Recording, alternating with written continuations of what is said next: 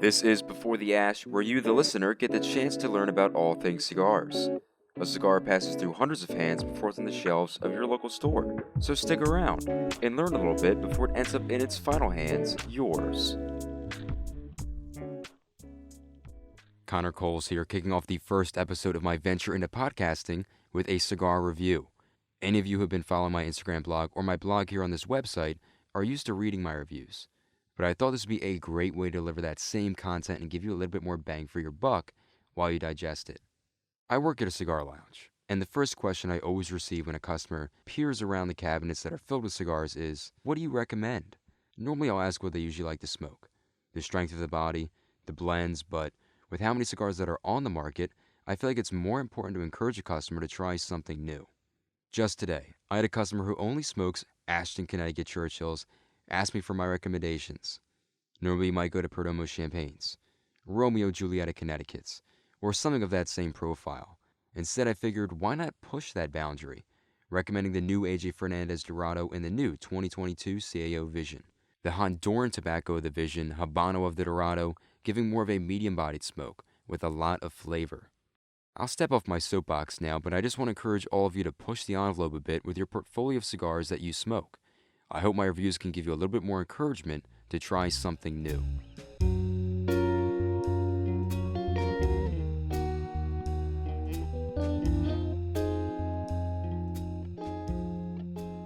Today, I'll be reviewing the Cohiba Macassar. I'll be smoking this in the 6x52 Toro Grande. It has a Connecticut Habano wrapper, Connecticut broadleaf binder, and Dominican and Nicaraguan filler. Named for a rare Indonesian ebony, the Cohiba Macassar comes in an ebony Macassar hardwood case that really caught my eye when I was buying it for the first time at an event at Pairing Cigar Bar with Sean Williams, the blender and ambassador for Cohiba. The cigar is made solely of proprietary tobaccos, each aged for more than 4 years in Dominican rum barrels, according to the Cohiba website.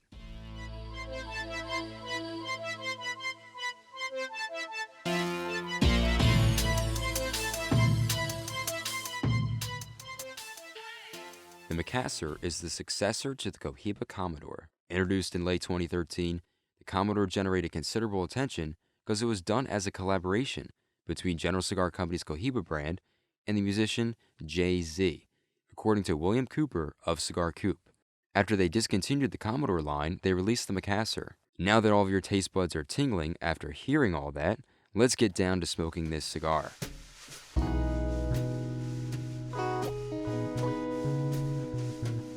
On the cold draw, I get notes of sweetness, a bit of fruit from the wrapper, a bit of tannin, some spice that reminds me of Christmas, not quite nutmeg, but something close to it.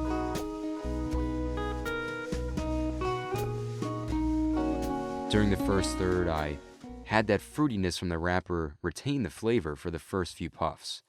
After that, I noticed some wood take over my palate, turning into the smell of a campfire. It was smooth and creamy, which made this first third really enjoyable. The notes of fruit still pop back up towards the end, and that wood taste as well.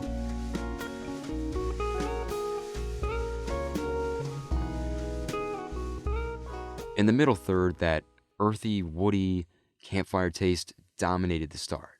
The creamy flavor began to leave as well, leaving an earthy wood flavor that continued throughout the rest of this third.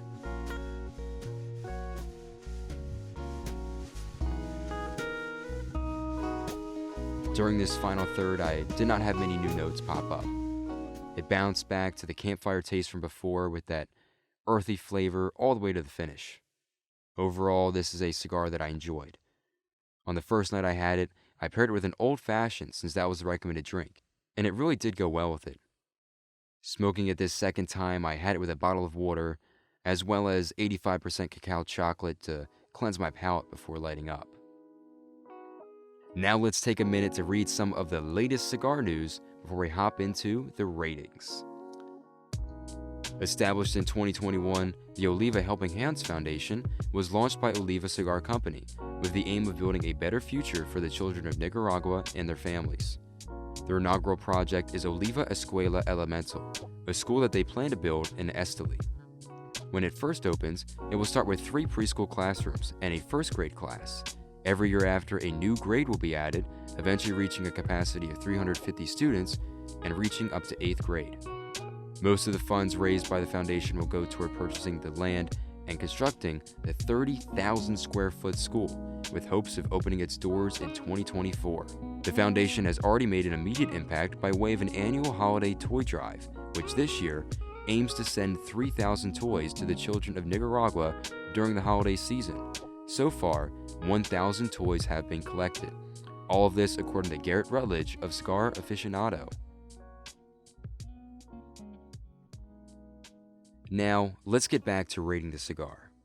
Whenever I rate one, I award 1 point to pre-light, 1 to construction and appearance, 1 to overall lighting and burn process, 2 points to each third of the cigar, and 1 point to personal enjoyment and value. For the cigar, I give a full point to the pre-light experience with it. The box was beautiful and the foot of the cigar had a nice smell to it, so I can't help but award a full point. I did not have any issues of canoeing or tunneling, so I give it a full point for construction and appearance as well. The overall lighting and burn process gets a full point too. I never had to relight the cigar or correct the burn at all. Now to the most important part, the points for each section. For the first third, I'm giving it 1.9 out of 2. There was some complexity here, flavor changes, lots of notes that really helped give this cigar a good start. For the middle third, I give it 1.7 out of 2.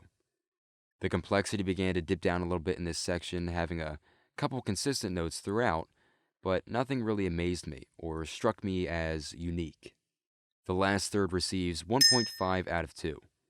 This section was enjoyable at first, but began to fall off. The lack of any change popped out at me, and the flavor was still good, but nothing was really that special.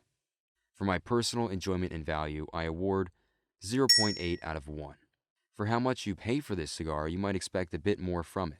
Not that it was bad, but if it was, say, a $15 cigar, I could award it a full point.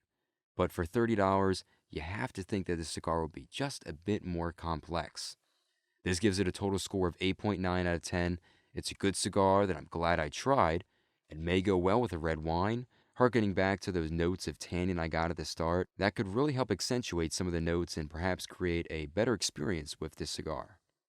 If you decide to give it a try, be sure to let me know what you think via my Instagram or via email, some of the details that you can find on my page or at the end of this episode. This episode of Before the Ash was produced by Connor Coles. If you have any cigars you want me to review or people you want to hear interviewed, be sure to contact me on Instagram at BeforeTheAsh or by email beforetheash@beforetheash.com. Be sure to check out my website, beforetheash.com, for any new podcast uploads, including next week when I sit and smoke with West Tampa Tobacco Company's Rick Rodriguez.